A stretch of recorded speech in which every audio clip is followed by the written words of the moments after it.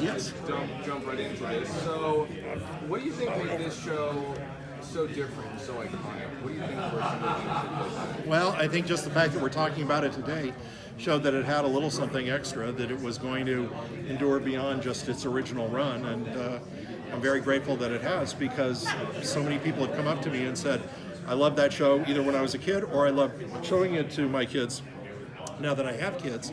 And, it's very gratifying to know that it has existed that long.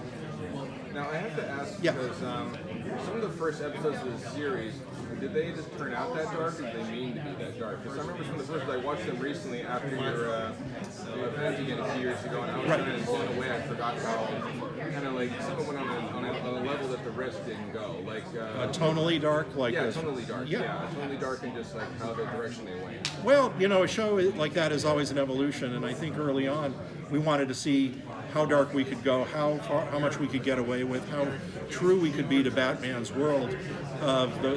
Because at that point his world was of the Tim Burton movies and the Frank Miller books, and that was the current reflection of Batman. So we wanted to do that. We wanted to borrow little bits from every other iteration and kind of put it through our process and be true to what we enjoyed. But early on, I remember being at Comic-Con 26 years ago when we showed one of the episodes, It's Never Too Late, which is one of the darker episodes. It's very noirish. There is no supervillain in it. It's about a crime family.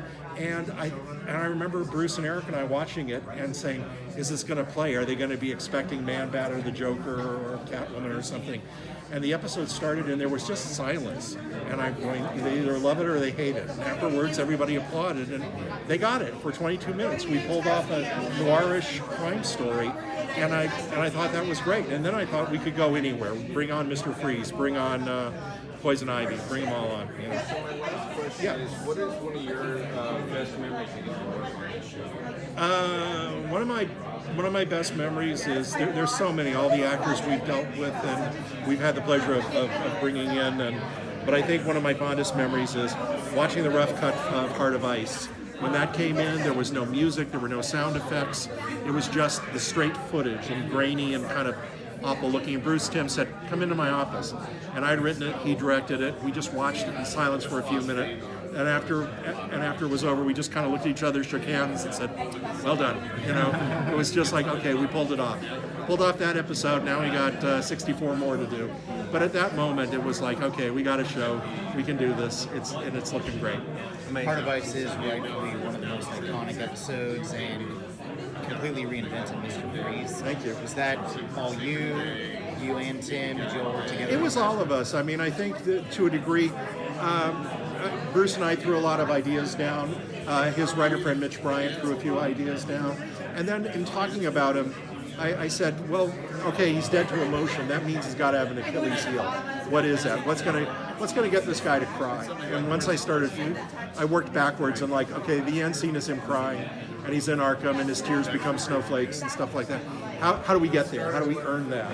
And so then I worked backwards, and we worked out the story and shaped it. Alan Burnett had a hand in shaping it. Bruce did a phenomenal directing job on it. So it was really great. But it was fun getting into his head, because he was always a favorite villain of mine growing up in the live action show. I loved, I thought it was very interesting whenever he'd show up.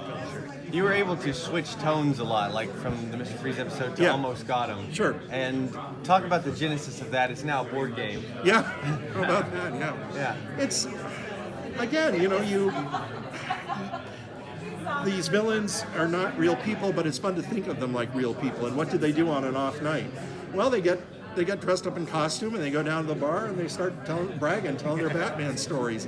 Then one of them, they've all got a deck of cards on them somewhere, so they start playing poker, and it's fun to, the Penguin, Two-Face, the Joker, so you put them in that situation, the tales are going to start spinning, and it just seemed like a very organic story to tell, and it was a lot of fun. You guys did a lot with the silhouettes. Last question.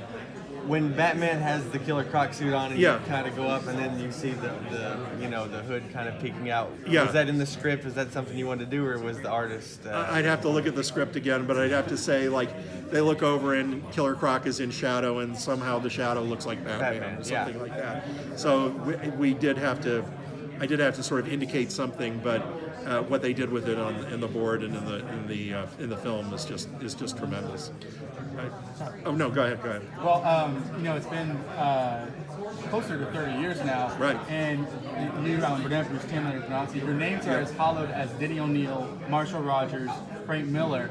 And since then, we've had other writers come on, like Sure. Scott Snyder, paying homage to your versions.